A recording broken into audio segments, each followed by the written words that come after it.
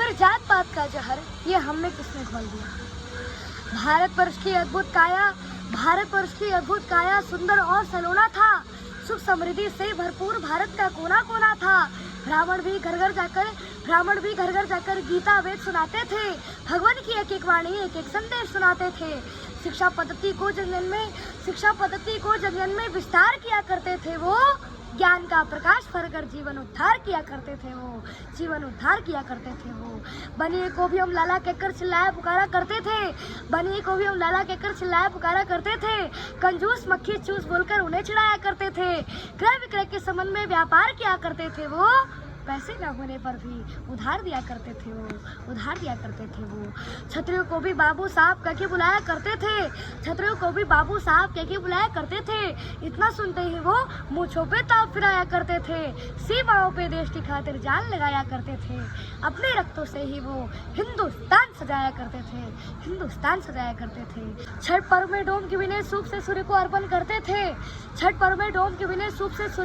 करते थे। उनकी दी गई अग्नि से ही पितरों को तर्पण करते थे।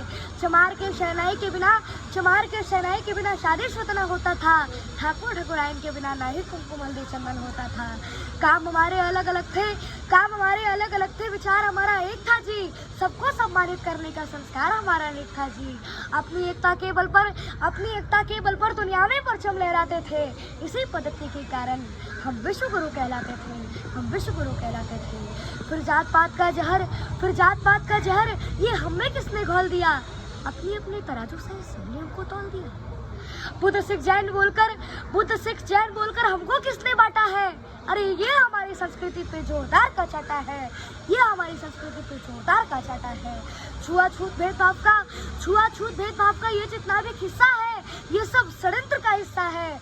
फूट डालो राज करो ये सब दुश्मनों की रणनीति थी। मुगलों और कम्युनिस्टों ने कुछ गहरी साजिश रची थी। इन्हीं साजिशों के तहत ये शब्द जात पात दिया। हमारी एकता और अखंडता को खंड खंड में बांट दिया।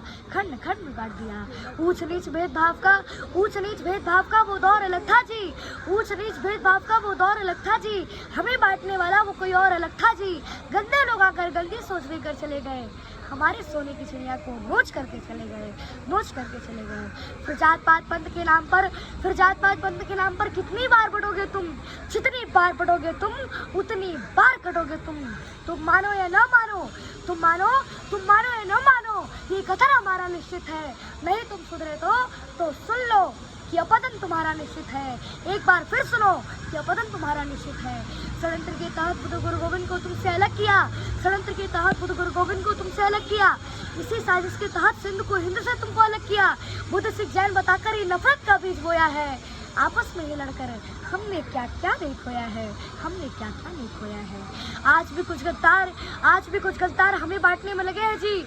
पाकिस्तान और बांग्लादेश की तरह हमें काटने में लगे हैं जी। दलितों का मुखौटा पहनकर कहीं तो कायर छिपा है जी।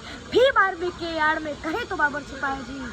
लाख जुर्म सहे पूर्वजों ने पर सनातन धर्म नहीं छोड़ा। तोड़ दिया दुश्मनों का गुरूर पर अपना धर्म नहीं तोड़ा। तुम्हें फंसाने के लिए दुश्मनों ने फिर से जाल बिछाया है। जय भीम का नारा देकर फिर तुमको भरमाया है। छुरा भोंकने के लिए अफजल खान ने शिवाजी को गले लगाया है। पहचान भेड़िया वही है, बस अपना पूछ रंगाया है।